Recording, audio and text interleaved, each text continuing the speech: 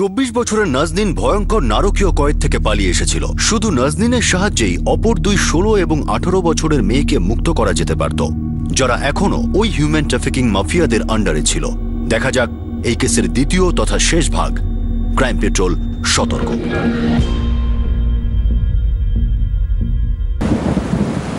বাড়িতে গেলে হিনা আর রেশমি সত্যিটা সকলকে বলতে হবে, আর তারপর এরা কাউকে ছাড়বে না, না আমাকে, না মাকে, কাউকে না।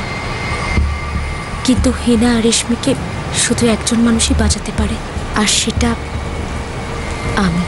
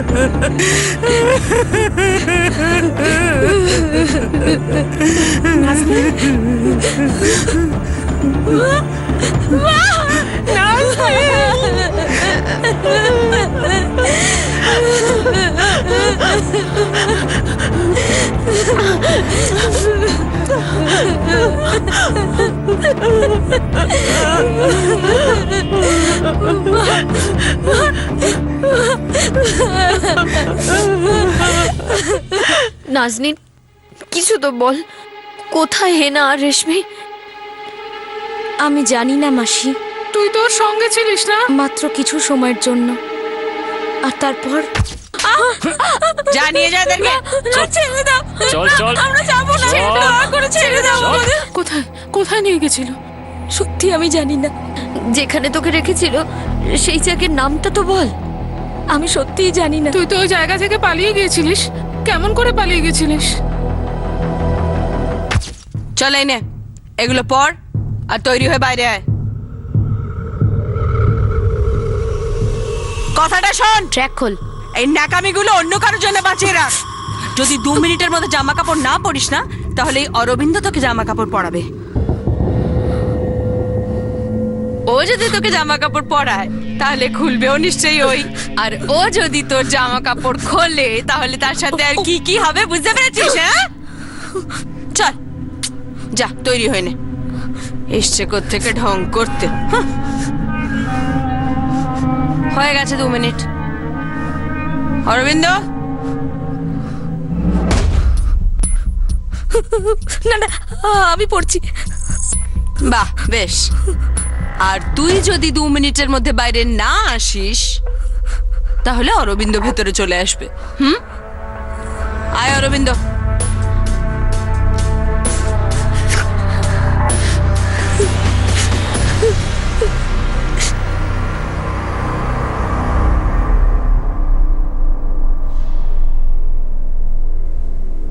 নাও দেখে নাও, একেবারে ফ্রেশ মাল আছে।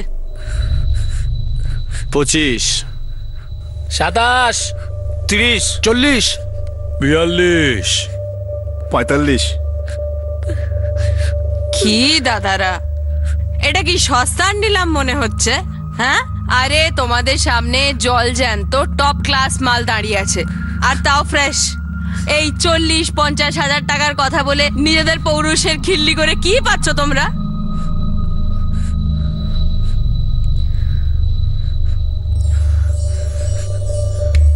মোনাদি, শার্টে ডান করে দিন না।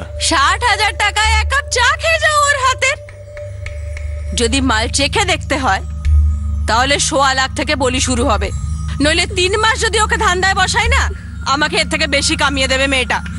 আরে মেয়েটা তো এত সরল যে নিজে হাতে নিজেকে কোনোদিন ছুঁয়ে দেখেনি আজ অব্দি।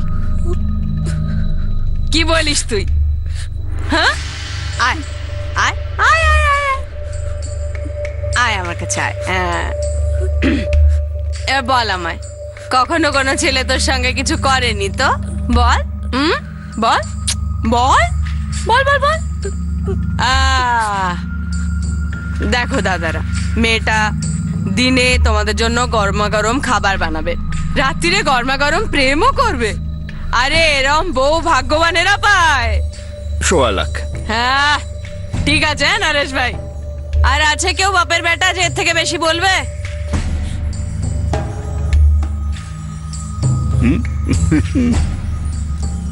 হ্যাঁ, তো মেয়েটা আমার হলো। চলো দাদারা, এসো আজকে, এসো, আজকের মতো শেষ, এসো।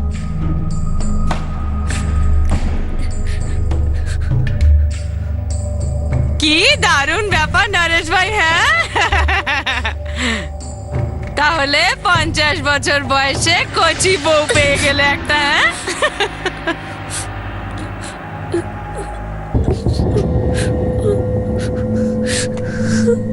আই মেয়ে শোন, আজ থেকে এ তোর বল। যদি ওকে খুশি রাখিস তাহলে ও তোকে ভালো রাখবে, আর যদি বেশি নাটক করিস তাহলে ও তোর 12টাও বাজাতে জানে, বুঝেছিস?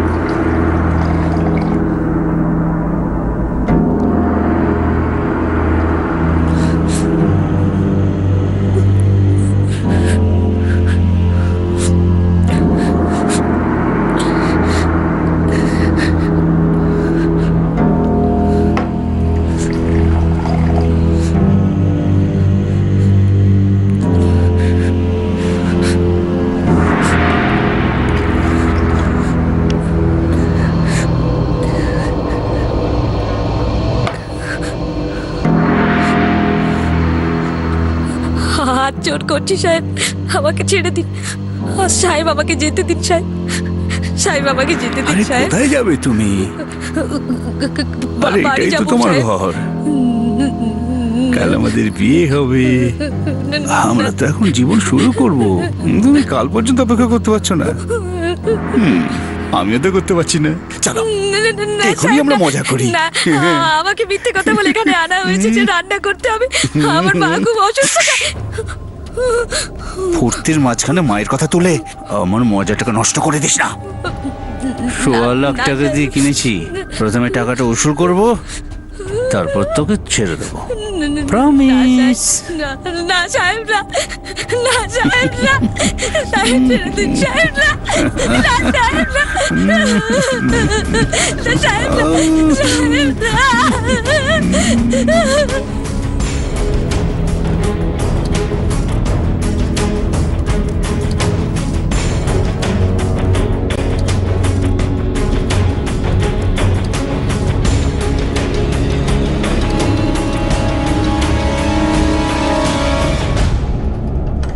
রোজ রাতে ও ঘরে ভেতর থেকে তালা লাগিয়ে দিত, আর দিনের বেলায় বাইরে থেকে।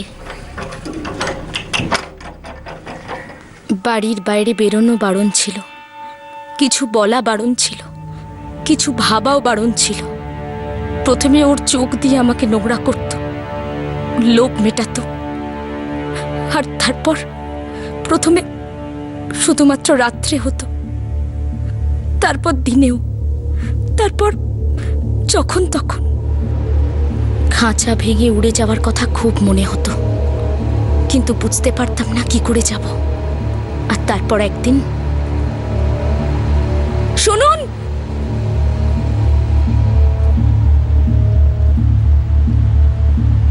খুব মারধর করে? না, কিন্তু রাত দিন ও শুধু আমার সাথে।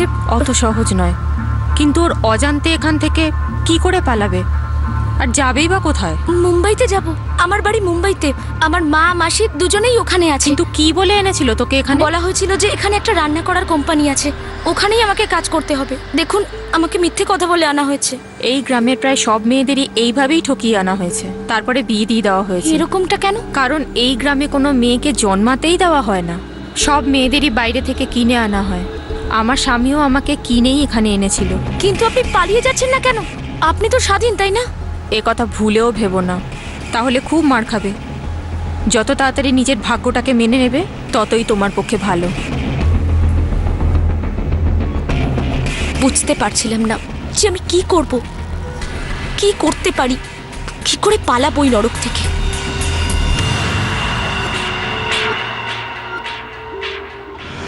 আমার কাছে আর কোনো রাস্তা ছিল না। আমি আমার পরিস্থিতির সাথে বোঝাপড়া করে নিয়েছিলাম, আর আমার বোঝাপড়াটা আমার জন্য স্বাধীনতার দরজা খুলে দেয়।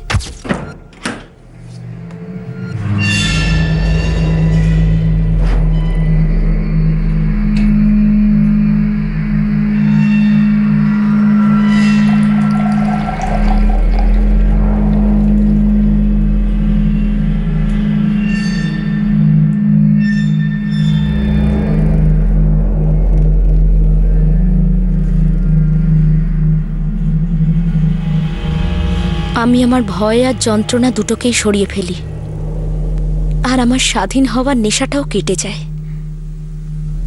আর ওই লোকটাও আমার গলার বাঁধনটা একটু আলগা করে দিয়েছিল।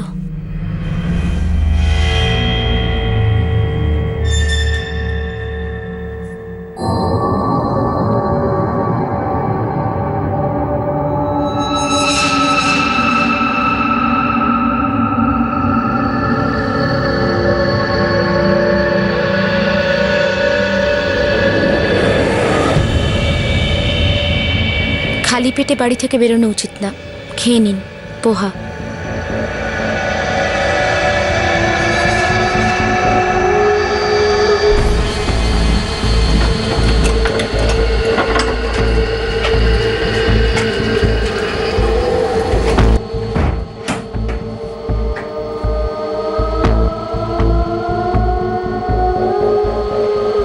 প্রথমে লোকটার একটু অদ্ভুত লাগতো যে আমি এই সব কিছু মেনে নিয়েছি। তারপর সে নিজেও স্বীকার করে নেয় যে আমি ওকে মেনে নিয়েছি। আমার ফাঁসটা আরো আলগা হতে লাগলো। ওর মনে আমার পালিয়ে যাওয়ার ভয়টা কমতে লাগলো। তারপর আমি আস্তে আস্তে ওর পকেট থেকে টাকা সরাতে শুরু করে দিলাম। 2-3 দিন অন্তর অন্তর আমি টাকা সরাতাম। ততদিন আমি সরিয়েছিলাম যতদিন না আমি মুম্বাই আসার টাকা জমাতে পেরেছি।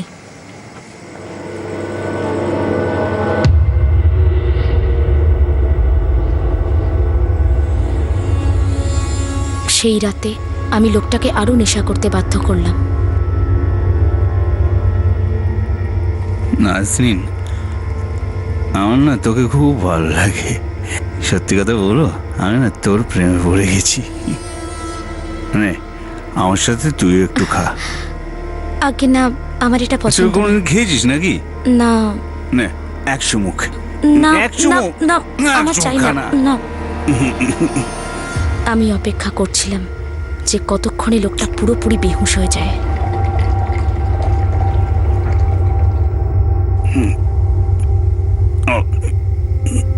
কি ব্যাপার নাজনীন, আর একটু বেশি হচ্ছে না? তুই দিয়ে যাচ্ছিস, আমি খেয়েই যাচ্ছি। কিছু ব্যাপার আছে নাকি? হ্যাঁ,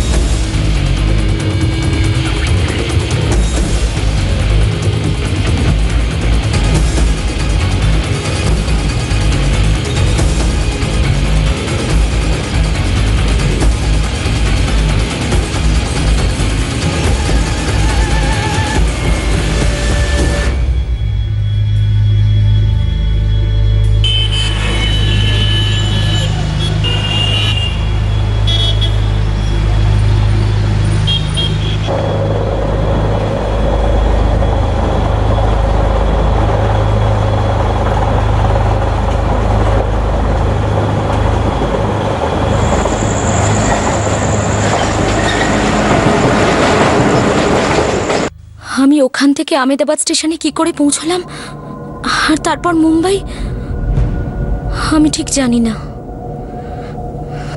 কিন্তু শুধু এটা জানি যে ওই লোকটা আমাকে প্রতি মুহূর্তে নানাভাবে নষ্ট করেছে। ব্যাস, আর কখনো বলবি না যে ও তোকে নষ্ট করেছে।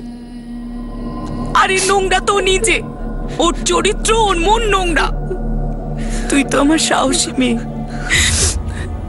ভীতু তো আমি ছিলাম, যে এতদিন ধরে চুপচাপ ঘরে বসেছিলাম। বোকা তো আমি ছিলাম, যে ওই শালিনীর মতলব একটুও বুঝতে পারিনি।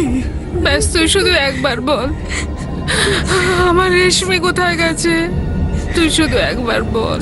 হেনা কোথায়? যদি আমি জানতাম তো আমি কেন বলতাম? জানি না আমার হেনাকে কার সাথে বিয়ে দিয়েছে। এখনো তো ও কত ছোট, ওর তো কোনো সাহসই নেই। না আমার রেশমি তোর মতো সাহসী। অনেক কান্নাকাটি হয়েছে, এইবার চলো আমরা সোজা পুলিশের কাছে যাব। এতদিন চুপ করে থেকে আমরা কি পেলাম? মা একদম ঠিক কথা বলছে। ওই যে বউটা আছে না শালিনী, ও একটা শয়তান। না জানি কতগুলো মেয়েকে ওখানে পাঠিয়েছে, আর কতজনকেই বা পাঠাতে চলেছে। যে মহিলার সঙ্গে আমার দেখা হয়েছিল উনি আমায় বলেছিলেন ওখানে প্রায় সব মেয়েকেই কিনে আনা হয়েছে মিথ্যে কথা বলে, আর ওদের বিয়েও করে দেওয়া হয়েছে, আর সেটাও জোর করে। ইয়াসমিন, গায়ত্রী, একটা কথা বলো, শালিনীর সঙ্গে তোমার কোথায় দেখা ওই হলো? ফরিদা আছে না, আমার সাথে বাড়িতে কাজ করে, ও আমাকে বলেছিল, আর আমি গায়ত্রীকে। নাজনীন সাহস করে বিপদের সঙ্গে মোকাবিলা করেছে আর নিজেকে মুক্ত করে নিয়েছে। নাজনীনের সাহস দেখে তার মা জায়েদা আর মাসি তপস্যা, হেনার মা ইয়াসমিন আর রেশমির মা গায়ত্রী, এদের সবার মধ্যে সাহস চলে আসে। আর এরা সবাই ঠিক করে নেয় যে 16 বছরের হেনা এবং 18 বছরের রেশমিকে তারা মুক্ত করবেই। শেষ পর্যন্ত তারা এই পদক্ষেপ নেয় যা তাদের অনেক আগেই নেওয়া উচিত ছিল। তারা সবাই আইনের দরজায় কড়া নাড়ল। এই ফরিদাটাকে? সাহেব, ও আমার মতো লোকের বাড়িতে কাজ করে। থাকে কোথায়? ও মিরার রোডেই থাকে। ওর মোবাইল নাম্বার আমার কাছে আছে, কিন্তু বহুদিন ধরে ও নিখোঁজ। এদের মধ্যে সম্পর্ক আছে, এও হয়তো শালিনীর গ্যাংয়ে। গায়ত্রী দেবী, ওর মোবাইল নাম্বারটা দিন, আমরা খুঁজে বের করব। 444। এই শালিনী ঠাকুরের সঙ্গে তোমার কান্দিওয়ালি বাস স্টপে দেখা হয়েছিল। হ্যাঁ সাহেব। সে তোমাকে নিজে থেকেই ডেকেছিল? কাজ খুঁজছো কি তুমি? কিন্তু ও তার মোবাইল নাম্বারও তোমাকে দেয়নি। না সাহেব, তখনই সন্দেহ হওয়া উচিত ছিল, কিন্তু ও এত মোটা মাইনের কথা বলেছিল যে মাথা ঘুরে গেছিল, আর কিছু ভাবতেই পারিনি তখন। গাড়ির কথা মনে আছে? Number, model? সাদা রঙের গাড়ি ছিল সাহেব, এটা তো মনে আছে। গাড়ি কি নিজেই চালাচ্ছিলেন? না সাহেব, 3 বার দেখা হয়েছিল, আর 3 বারই ড্রাইভারই ছিল। আমি প্রতিদিন ওই বাস স্টপে যেতাম এই আশায় যে যদি দেখা হয়ে যায়, কিন্তু সেই দিনের পরে আর দেখাই হয়নি। স্যার, ফরিদার phone switch off, prepaid number. খুব পুরনো খেলোয়াড় মনে হচ্ছে। হ্যাঁ সাহেব, আমি দেখেছিলাম ওই বউটাকে আর ওই লোকটাকে।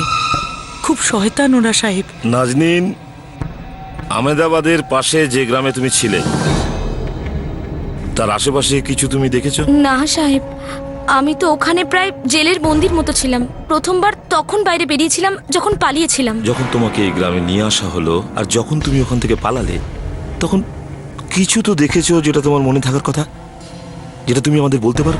যতটা বেশি তুমি আমাদের বলতে পারবে ততটাই বেশি রেশমি আর হেনাকে সাহায্য করবে।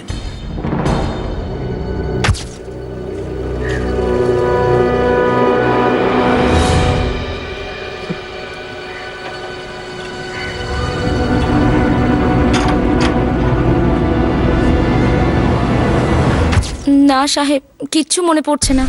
আমি এত ভয় পেয়েছিলাম যে এটা মাথাতেই ছিল না যে আমি কোথায় আছি। দেখো, এই মুহূর্তে আমাদের কাছে কোনো প্রক্ত প্রমাণ নেই যার আধারে আমরা তদন্ত করতে পারি। যবে থেকে ওইখান থেকে গেছে আমি ওকে দেখিনি, আর ফোনেও কোনো কথা হয়নি। নাজরিনের সঙ্গে এত কিছু হয়েছে, তাহলে ভাবুন ওদের দুজনের সঙ্গে কত কিছুই না হচ্ছে। আমি প্রতিজ্ঞা করছি তোমাদের কাছে, যে তোমাদের দুজনের মেয়েকে আমি সুস্থভাবে ফিরিয়ে আনবো। অনেক অনেক ধন্যবাদ স্যার।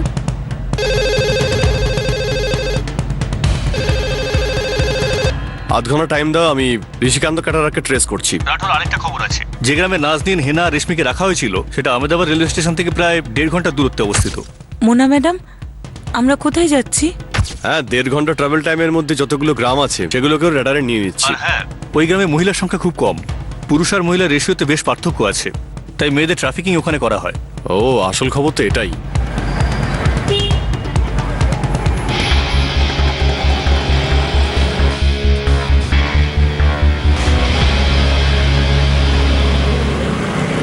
স্যার, ঋষিকান্ত ক্যাটারার একটা bogus company.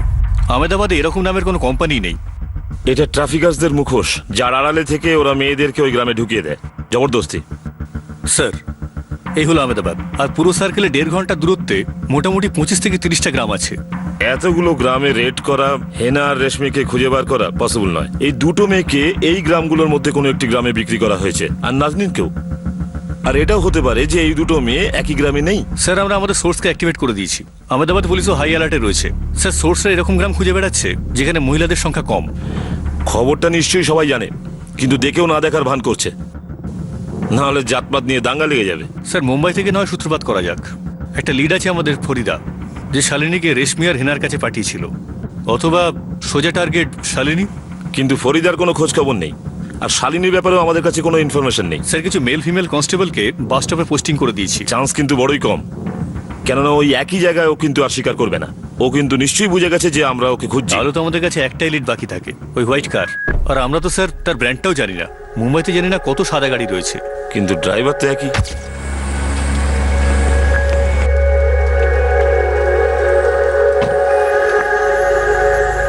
কান্দিওয়ালি, বরিওয়ালি, Dahisar, east West দুই দিকেই, আর মীরা রোড। এই জায়গা থেকে ওরা 3 জন মেয়েকে অপহরণ করেছে যাদের আমি চিনি। এমন হয়তো অনেক মেয়েকে অপহরণ করেছে যাদের আমরা চিনি না। স্যার, হতে পারে এই শালিনী ঠাকুর এই এলাকাতেই থাকে। এটাও হতে পারে। নাজনীন 3 বার আর তাবাসসুম 4 বার শালিনীকে দেখেছে। মানে এরা দুজন স্কেচ আর্টিস্টকে তার বিবরণ দিতে পারবে। আমি দুজনকে ডেকে নিয়ে স্কেচ বানাচ্ছি। আর এই স্কেচ আমাদের সমস্ত সোর্সকে দিয়ে দাও। আর এটাও বলে দাও যে শালিনীর সাথে সাথে আমরা ড্রাইভারকেও খুঁজছি।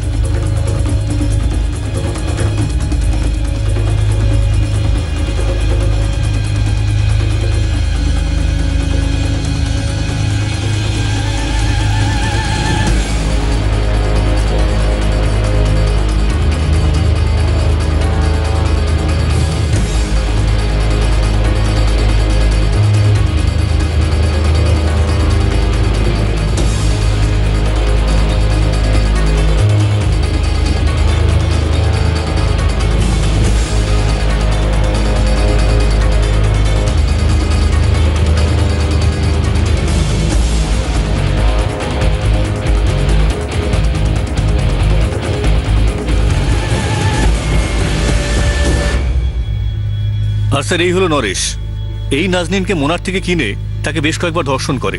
নরেশ, অরবিন্দ আর মোনা, এই 3টে স্কেচ আহমেদাবাদ পুলিশকে পাঠিয়ে দাও। আর এই শালিনীর ছবিটা দ্রুত আমাদের সোর্সকে পাঠিয়ে দাও।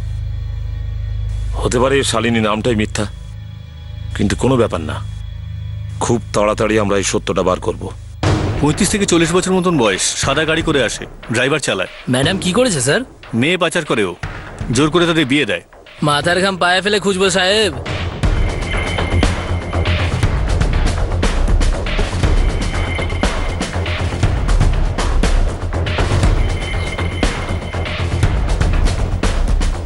সাদা গাড়ি, ড্রাইভারও আছে সঙ্গে।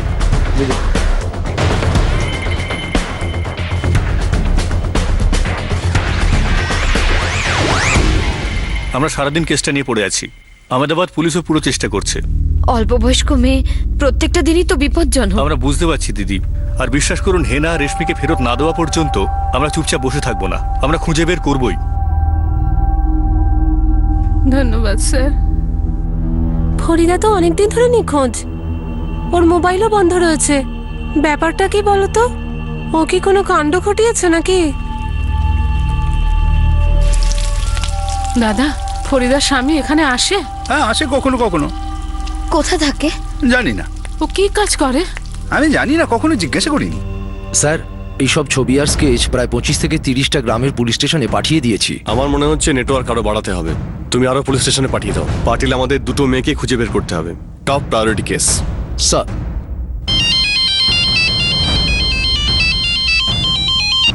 হ্যাঁ রশিদ, কোনো খবর পেলি? একজন ড্রাইভারকে পেয়েছি। ওই লেডিসের ফটোটা দেখিয়েছিলাম ওকে, ও তো দেখেই চিনতে পেরেছে। এই যে মহিলাটা দেখছিস না, এটা মহিলা নয়, পুরোপুরি 2 নম্বরই মহিলা, বুঝলি? তুই কি করে জানলি? ওর আমি গাড়ি চালাতাম।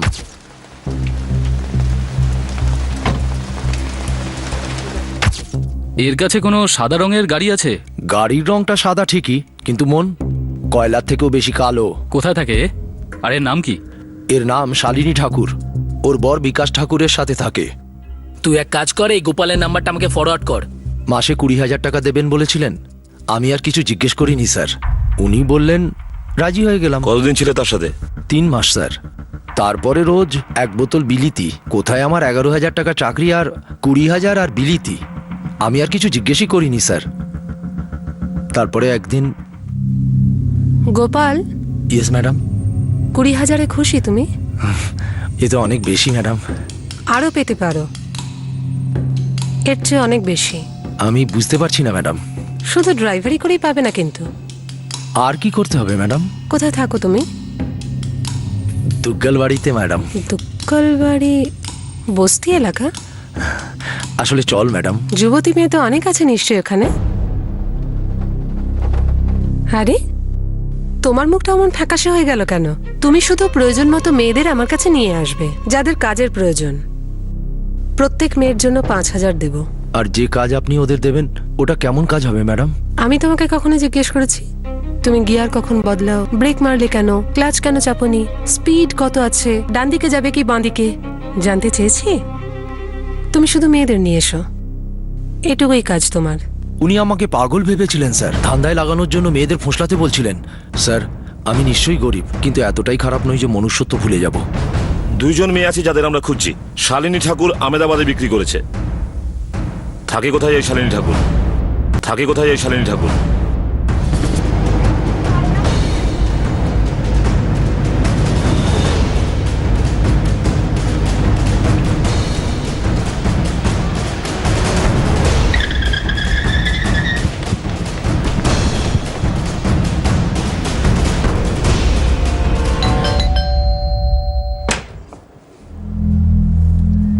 বিকাশ ঠাকুর? হ্যাঁ স্যার। শালিনী ঠাকুর কোথায়? কি হয়েছে স্যার? স্যার হয়েছেটা কি? স্যার 1 মিনিট দাঁড়ান স্যার। কোথায় ঢুকে যাচ্ছেন স্যার? আমার কথাটা শুনুন স্যার। স্যার 1 মিনিট দাঁড়ান স্যার। কি ধরনের অসভ্যতা এটা? শালিনী দেবী, আমি সঞ্জয় রাউত। একটা মেয়ে চাই, একটু বেশি বয়সও চলবে। কি? হ্যাঁ, এই আসলে ক্যাটারিং কোম্পানি শুরু করতে চাই। তো আমি কি করব? আপনারা চলে যান এখান থেকে। যেতে তো হবেই শালিনী দেবী। আসলে কি জানেন, এখানকার দুর্গন্ধ সহ্য হচ্ছে না, কিন্তু আপনাকে সাথে নিয়ে ওঠাবে সব। আরে আরে না না না না, শালিনী দেবী আপনি চিন্তা করবেন না, আপনার বাকি অ্যাকাউন্টের কাজ আমরা শেষ করব। হ্যাঁ শালিনী দেবী, ক্যাটারিং কোম্পানির জন্য ঋষিকান্ত ক্যাটারার এই নামটা কেমন? এসব কি অসভ্যতামি হচ্ছে? আমি আমার উকিলের সঙ্গে এক্ষুনি কথা বলবো। আপনারা আমাদের সঙ্গে এরকম আচরণ করতে পারেন না, আমাদেরও অধিকার আছে। আরে হ্যাঁ হ্যাঁ, আপনাদেরও অধিকার আছে। আসল কথা কি, আপনাদেরই অধিকার আছে, কেননা বাকি সব তো পোকামাকড়ের মতন, বিশেষত যুবতী মেয়েরা। ওরা তো বিক্রি আর কেনার বস্তু, আর আপনারা হলেন তাদের দালাল। What nonsense! ইন্সপেক্টর, আমি আপনাকে কোর্টে নিয়ে যাব। এক তো পাপ করেছেন, পাপও নয় মহাপাপ, আর তার উপর আমাদেরই থানায় এসে আমাকেই ধমকাচ্ছেন। খুব ভালো। চন্দা, এই ম্যাডামকে আমাদের ক্যাটারিং কোম্পানির স্যাম্পলটা তো দাও। আরে আরে, আর মনে রাখবে, ম্যাডামকে সমস্ত ডিশ খাওয়াবে, সমস্ত। Yes sir. ছাড়ো, আরে ছাড়ো, ছাড়ো, বিকাশ! কি করছেন আপনারা? প্লিজ প্লিজ ওকে আটকান, আটকান ওকে প্লিজ। আটকানো তো তোর দরকার ছিল, তোর বউকে, যখন ও মেয়েদের বিক্রি করতো একটার পর একটা মেয়ে। দেখ, আমরা 2 জন মেয়েকে খুঁজছি, হেনা আর রেশমি। কোথায় বিক্রি করেছিস? আমেদাবাদে কোথায় বিক্রি করেছিস ওদের? ভালো চাষ তো বলে দেন, আমি দান্ডা তোর উপরেও পড়বে। মারা বন্ধ করুন, আমি সবকিছু বলছি, মারাটা বন্ধ করুন আগে প্লিজ। চান্দা, এর স্বামী বলছে যে মজা পাচ্ছে না, চিৎকারটা আরো জোরে শুনতে চায়। বিকাশ, ছাড়ো ছাড়ো আমাকে, ছাড়ো বিকাশ। স্যার এটা কি করছেন স্যার? এই চিৎকার আমি সহ্য করতে পারছি না স্যার, বন্ধ করুন স্যার, বন্ধ করুন। খুব সেনজিটিভ তুই, হ্যাঁ? যখন তোরা মেয়েদের রেপ করাস তখন তাদের চিৎকার শুনতে পাস না? না টাকা পয়সার আওয়াজে সেই চিৎকার তোদের কানে ঢুকতে চায় না? বল। কপিপুর গ্রামে না রেশমিকে পার্সেল করে দিয়েছি। কপিপুর কোথায়? আমেদাবাদের পাশে।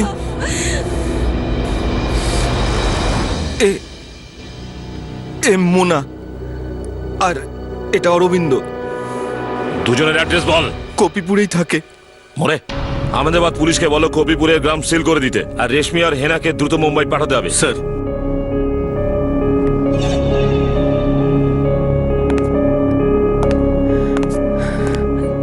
হ্যাঁ তো শালিনী দেবী, কেমন লাগলো আমাদের ধুলাই? আসলে বলে দিই, এই চন্দনা আপনাকে এতক্ষণ শুধুমাত্র ধুলো, নিংড়ানো এখনো বাকি। তো সত্যি কথাটা এখন বলবেন না নিংড়ানোর পরে?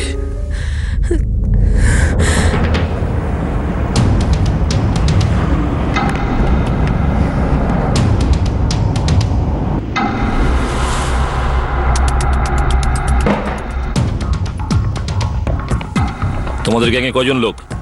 আমার স্বামী বিকাশ, আমি আর অরবিন্দ আর মোনা। চারজনের মধ্যে বস কে? সন্তোষ ভাই মেহতা। কে এই সন্তোষ? ভদোদরাতে থাকে, ম্যারেজ ব্যুরো চালায়। অরবিন্দ আর মোনার মোবাইল নাম্বারটা দাও, আর সন্তোষ মেহতার মোবাইল নাম্বার আর অ্যাড্রেস দুটোই দাও এক্ষুনি। এখনো তোমার একটাও আঙুল ভাঙেনি। যখন সবগুলো আঙুল ভেঙে দেবো না তাও লিখতে হবে। ভালো চাও তো এক্ষুনি লিখে দাও, লেখো।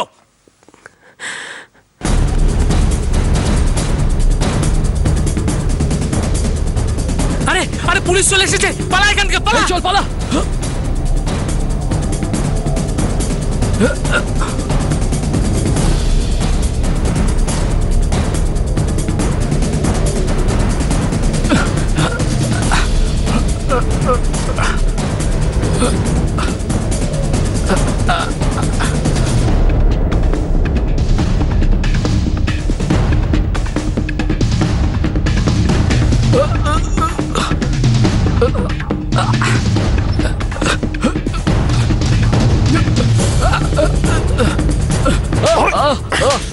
স্যার স্যার ছেড়ে দিন, স্যার। হেনা খান আর রেশমি যাদব কোথায়? স্যার বলছি, স্যার বলছি, সব কিছু বলছি স্যার, বলছি।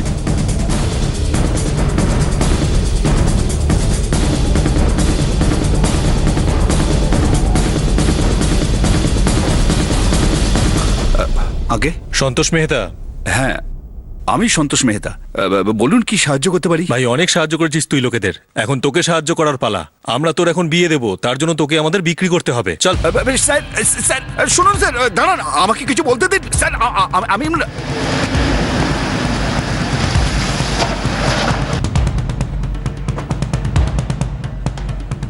এটাই হলো লোকেশ বাবুর বাড়ি, যে হেনাকে কিনেছিল।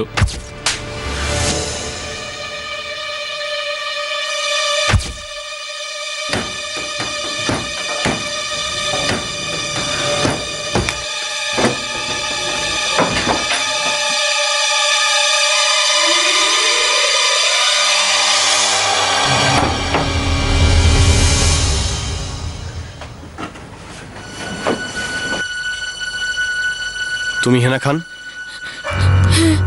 মুম্বাই ইয়াসমিন খানের মেয়ে? তুমি ভয় পেও না, আমরা আহমেদাবাদ পুলিশ তোমাকে তোমার বাড়ি নিয়ে যেতে এসেছি। হে না, ভয় পেও না, আমরা সত্যি পুলিশের লোক আর তোমার হেল্প করতে এসেছি। আসো। 24 ঘন্টা এখানে নজর রাখো, লোকেশ আসলেই ওকে ধরে ফেলো।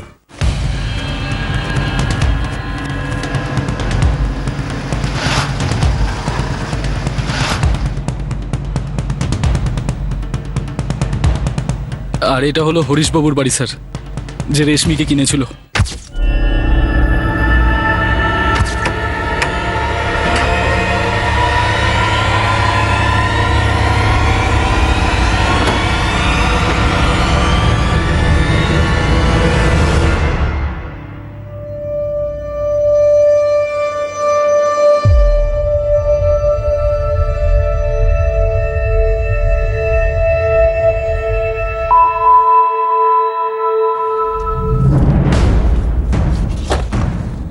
এবার যাচ্ছে ওই নরেশের বাড়িতে, যে নাজনীনকে কিনেছিল। অদ্ভুত ব্যাপার তো স্যার, একদম মেয়েটা আমাকে ধোঁকা দিল, ঘর ছেড়ে পালিয়ে গেল, আমার 1.25 লাখ টাকা তো ভোগে গেল না। আসলে ভোগে যাওয়া কাকে বলে তোকে দেখাবো থানায় গিয়ে। ওই সাহসী মেয়েটাই আমাদের তোর কাছে নিয়ে এসেছে, আর আমরা তোকে কোথায় পাঠাবো তুই জানিসও না। নিয়ে যাও একে। আরে হ্যাঁ, আমি এসব কিচ্ছু করিনি। আরে কি করছেন কি? আমি কিচ্ছু করিনি দাদা। স্যার সবাইকে তো পেয়ে গেছেন, ছেড়ে দিন না আমায়। সবাইকে পাওয়া গেছে? হ্যাঁ স্যার স্যার লোকেশকে ফোন কর।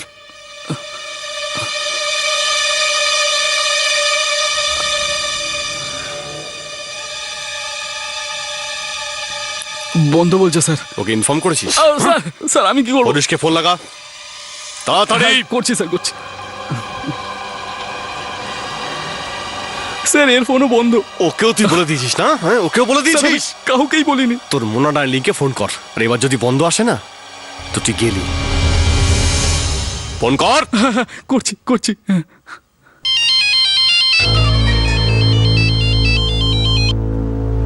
হ্যাঁ অরবিন্দ বল। মোনা কোথায় তুই? রাস্তায় আছি। আরে ওই নতুন মালগুলো এসছে না, তার খদ্দের এসছে। 3 পিসি দেখিয়ে দে। ওকেই চয়েস করতে দে, আমি যাওয়া পর্যন্ত ফাইনাল করিস না। তুই কখন আসবি এখানে? আরে রাস্তায় আছি। কিন্তু এখন কোথায় আছিস? আরে কি হয়েছে তোর? বলছি তো রাস্তায় আছি, এত উতলা হচ্ছিস কেন? আরে কত টাইম লাগবে তোর? আধ ঘন্টা। কিসে করে আসছিস?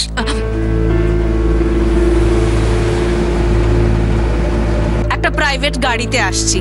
এবার গাড়ির নাম্বারও বলি, কি রঙের শাড়ি পরেছি সেটাও বলি। রাস্তায় স্যার, আধ ঘন্টার মধ্যে এখানে আসবে। একটা টিম এদেরকে নিয়ে চলে যাবে, আর আরেকটা টিম আমার সঙ্গে কোঠাতে থাকবে। মোনা ডার্লিং এর ওয়েলকাম পার্টি।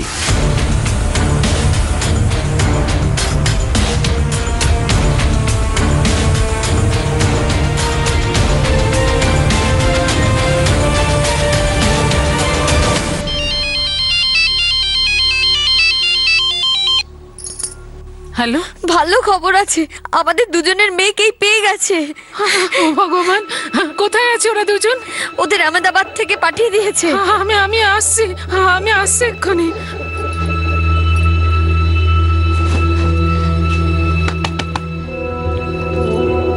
হেনা আর রেশমিকে পাওয়া গেছে।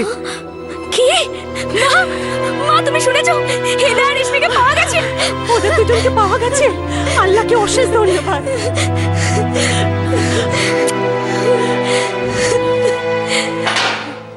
স্যার, হেনা রেশমিকে উদ্ধার করা গেছে আর মুম্বাইতে পাঠানোর ব্যবস্থা করা হয়েছে। গুড। কিন্তু মোনাকে পাওয়া যায়নি। হ্যাঁ, কিন্তু ওর সাথে অরবিন্দ আর তার সাথে দীনেশ দুজনেই ধরা পড়েছে। ওই দুজন মেয়েকে যারা কিনেছিল সেই দুটোকে ধরতে পেরেছো? স্যার, নাজনীনের ক্রেতা নরেশ পাঞ্চাল ধরা পড়েছে, কিন্তু হেনার ক্রেতা লোকেশ আর রেশমির ক্রেতা হরিশ এই মুহূর্তে ফেরার। হ্যাঁ, কিন্তু এই গ্রুপের হেড সন্তোষ মেহতা সে ধরা পড়েছে। আর স্যার, আহমেদাবাদ পুলিশ আরো 3টে মেয়েকে উদ্ধার করেছে, যাদের ওখানে বেচার জন্য নিয়ে আসা হয়েছিল। মোনা, হরিশ আর লোকেশ, এই 3 জনের নামে রেড অ্যালার্ট জারি করে দাও। Sir, move. তাহলে এই রকম ম্যারেজ ব্যুরো চালাও তোমরা? প্রথম সব নর্মালি ছিল, আর অন্য যেসব ম্যারেজ ব্যুরোগুলো চলে ওই রকমই। কিন্তু ব্যবসা খুব একটা জমছিল না, তাই তো এই ব্যবসা শুরু করে দিলে, হিউম্যান ট্রাফিকিং। স্যার, সব প্ল্যানটা তো সন্তোষ ভাইয়ের ছিল। উনি জানতেন যে কবিপুর গ্রামে মেয়েদের অভাব আছে, আর ওখানকার পুরুষরা তো মেয়েদের কেনার জন্য রাজি ছিল। কি খাও তোমরা? কি পান করো? কোন চামড়া দিয়ে তৈরি তোমরা, যে নিরীহ মেহনতি মেয়েদের বিক্রি করে নিজেদের পেট চালানোর ব্যবস্থা করো? আমরা কি অন্যায় করেছি স্যার? ওই মেয়েদেরকে তো কোনো কোঠায় নিয়ে গিয়ে বিক্রি করিনি। পুরোদস্তুর বিয়ে দিয়েছি ওই মেয়েদের, ওদের ভালো সংসার দিয়েছি। এখানে থাকলে তো কোনো মাতালের সঙ্গে বিয়ে হয়ে যেত, পুরো জীবন নষ্ট হয়ে যেত ওদের। সমাজ সেবা করছো দেখছি আজকাল। একটা কথা বলো, তুমি তোমার নিজের মেয়েকেও এভাবে বিক্রি করতে? এটা কি রকম প্রশ্ন হলো স্যার? প্রশ্ন এটাই প্রশ্ন। কেননা তোমাদের জন্য সমস্ত প্রশ্নের জবাব টাকা, শুধুমাত্র টাকা। শকুন তোমরা, শকুন। আর জানো তোমরা কেন এরকম করতে পারো? কেননা তোমরা এই মুহূর্তে বেঁচে নেই। তোমাদের ভেতরের মনুষ্যত্ব, সততা সব মরে গেছে।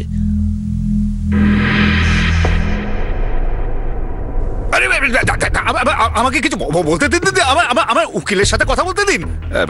আমার কথা শুনুন, আমাকে উকিলকে তো ফোন করতে দিন। আগে তোর বিয়ের দিনক্ষণ ঠিক করি, তারপর তোর হাতে মেহেন্দি লাগাবো, তোর গায়ে হলুদ হবে, চন্দন আর টোপর পরিয়ে বরের মতো সাজাবো, তারপর তুই ফোন করিস উকিলকে আর আমরা করবো অ্যাম্বুলেন্সকে, আর তারপরে তোর অ্যারেস্ট দেখাবো আমরা আমাদের রেকর্ডে। শুনুন স্যার, স্যার স্যার আমার কথা তো শুনুন স্যার। চল চল চল বলছি, চল চল চল। Sir sir sir Arabinda, Mona, Lokesh আর হরিশকে যদি না পাই না, তোর বাঁচা আমি মুশকিল করে দেবো। শালা, যে যখন এই থানাতে ডিউটিতে আসবে না, সে তখনই তোকে খেলাবে পাঞ্চিং ব্যাগের মতো। তিনজন কোথায়? জানি না স্যার, আমি তো ফোন করলাম তখন আপনার সামনে। পটেল স্যার। পুলিশ একাডেমি থেকে নতুন এসেছো না? হ্যাঁ স্যার। দেখি ওখানে তুমি কি কি শিখেছো। স্যার স্যার আমি সত্যি বলছি স্যার, সত্যি বলছি স্যার, কিছু করিনি স্যার।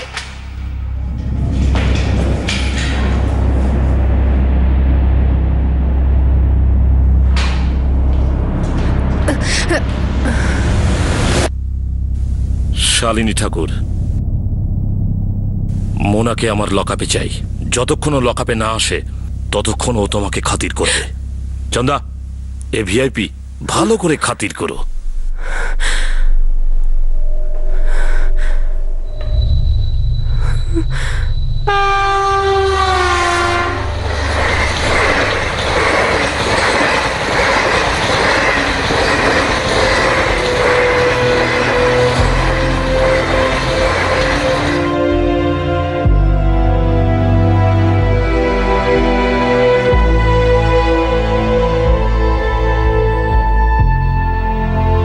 দেখো, আমরা সমস্ত গ্যাংকে ধরে নিয়েছি, শুধু মোনাকে আমরা এখন ধরতে পারিনি।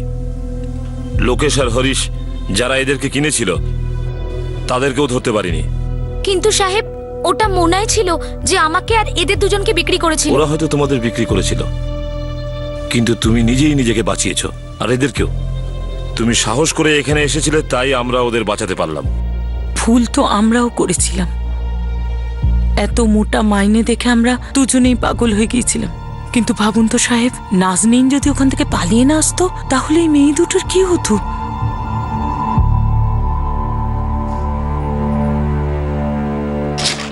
স্যার, শালিনী সোর্স ফরিদা, সে ধরা পড়েছে। গুড। ব্যাস একবার ওই মহিলাকে আমি হাতে পাই, ওকে আমি খুন করব। ও নির্দোষ ইয়াসমিন। যেমন তাবাসসুমের সঙ্গে শালিনীর সাক্ষাৎ হয়েছিল, তেমনি ওর সঙ্গেও হয়েছিল। স্যার, আমি শালিনী আর বিকাশের থেকে কনফার্ম করেছি, ফরিদা এসব ব্যাপারে কিছুই তেমন জানে না। আর তোমরা ভবিষ্যতে মাথায় রাখবে, কেউ যাতে তোমাদের আবার এই ফাঁদে না ফেলতে পারে। যখনই কেউ মোটা মাইনের চাকরির অফার দেবে, সেটা গ্রহণ করার আগে কমপক্ষে 10 বার ভাবো। হ্যাঁ সাহেব, এবার তো প্রত্যেকটা পা মেপে মেপে ফেলবো। কিন্তু সাহেব, যখন আমি নরেশের বাড়িতে ছিলাম, একটা ব্যাপারে খটকা লাগছিল, এখনো খটকা লাগছে। কি কথা নাজনীন? আমরা গরিব, পড়াশোনা করিনি, সেই জন্য আমরা ফেঁসে গেছিলাম।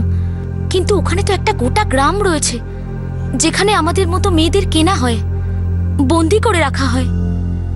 এটা কি করে হতে পারে সাহেব? ওখানকার যে পুলিশ রয়েছে, বড় বড় মানুষ রয়েছে, নেতারা রয়েছে, তারা কি কেউ কিচ্ছু জানে না? সাহেব, 2-4টে বাড়ি নয়, একটা পুরো গ্রাম রয়েছে। আমরা তো গরিব মেয়ে সাহেব, আমরা 4 দেওয়ালের মধ্যে বন্দি। আমাদের সঙ্গে তো জানোয়ারের থেকেও খারাপ ব্যবহার করা হয়। আর দুনিয়াটা এভাবেই চলে, যেন কিছু কিছু হয়নি। এই নোংরা ব্যবসাটা এখনো চলে সাহেব। এরকমটা কেন সাহেব? আপনি কি জানেন? আপনি কি বলতে পারবেন? শালিনী আর বিকাশ ঠাকুর, এই গ্রুপের হেড সন্তোষ মেহতা, তার সাথী অরবিন্দ আর দীনেশ, আর মেয়েদের যে কিন্ত সেই নরেশ, যার হাত থেকে নাজনীন ফেরার হয়েছিল, এদের সবাইকে গ্রেফতার করা হয়েছে। এদের সবার বিরুদ্ধে আইপিসির ধারা 120B অনুযায়ী ক্রিমিনাল কনস্পিরেসির জন্য, ধারা 370 অনুযায়ী মানুষ কিনে তাদের কৃতদাস বানিয়ে বিক্রি করার জন্য, ধারা 376 অনুযায়ী ধর্ষণের জন্য, ধারা 342 অনুযায়ী বেআইনিভাবে কাউকে বন্দি করার জন্য, আর ধারা 366 অনুযায়ী অপহরণের চার্জ আনা হয়েছে। এই গ্যাংয়ের অন্যতম লিডার মোনাকে এখনো ধরা যায়নি। আর হেনা এবং রেশমিকে যারা কিনেছিল সেই লোকেশ ঢোলাকিয়া আর হরিশ বেলজিকেও এখনো ট্রেস করা যায়নি। এই তিনজনের জন্য রেড অ্যালার্ট জারি করা হয়েছে। অপরাধী শালিনী ঠাকুরের নিজের কাজের জন্য একটুও অনুতাপ নেই। এই ব্রাইড ট্রাফিকিং এ ফেসে যাওয়া সব মেয়েরাই নিজের নিজের বাড়িতে ফিরে গেছে। যারা এই জালে ফেসে যায় তারা গরিব ঘর থেকে আসে আর নিজেদের ভাগ্যের কাছে পরাজিত হয়ে অত্যাচারিত হওয়ার ব্যথা এখন চাপা পড়ে গেছে। এটা একটা বাজে স্বপ্ন ভেবে তারা রোজ নিজেদের সঙ্গে লড়াই করে চলেছে। এটা কেবল একটি গ্রাম নয় যেখানে বউ বেচা কেনা হয়। দেশের অনেক রাজ্যেই মেল ফিমেল সেক্স রেশিও দিন দিন ভারসাম্যহীন হয়ে পড়ছে। আর এরকম রাজ্যগুলিতে মেয়েদের বেচা কেনার এই কুপ্রথা সবার সামনেই হয়ে চলেছে। আর এই কুপ্রথার পিছনে একটা সত্য আছে, একটা ভয়ঙ্কর সত্য, ভ্রূণ হত্যা। এটা কি করে হতে পারে যে একটা গ্রামের পঞ্চায়েত, সেখানকার নগর সেবক, MLA, MP, district collector, police এত বড় অপরাধের কিছুই জানে না? এমন নোংরা কাজ আটকানো কি সরকার আর প্রশাসনের কাজ নয়? এই কেসে একটা মোটা মাইনের প্রলোভন দেখানো হয়েছিল। আর এই প্রলোভনে মোহিত হয়ে সব গরিব পরিবার না ভেবে চিনতে, না কোনো খোঁজ খবর নিয়ে নিজেদের সন্তানদের সোজা হিউম্যান ট্রাফিকিং এজেন্টদের হাতে তুলে দেয়। কিন্তু একজন সাধারণ নাগরিক ছিল যে এই প্রলোভনে নিজের মতাদর্শ বেঁচেনি। সে ছিল শালিনীর ড্রাইভার গোপাল। সে নিজের বিবেকের কথা শুনেছে, নিজের আদর্শের খেয়াল রেখেছে, আর সেই জন্যই এই কেসটা ক্র্যাক হয়েছে। আপনাদের সাথে আবার দেখা হবে। ততক্ষণ নিজের খেয়াল রাখবেন, সুরক্ষিত থাকবেন, আর মনে রাখবেন, আরামের জীবন আর মিথ্যে কথা দুটোরই অনেক মূল্য চুকাতে হতে পারে, কিন্তু পরিশ্রম আর সত্য আমাদের প্রকৃত ধনী করে তোলে। সঠিক সময় সঠিক পদক্ষেপ, সতর্ক থাকুন। জয় Hind. For more updates, subscribe to our channel, click the show links and enjoy watching the videos.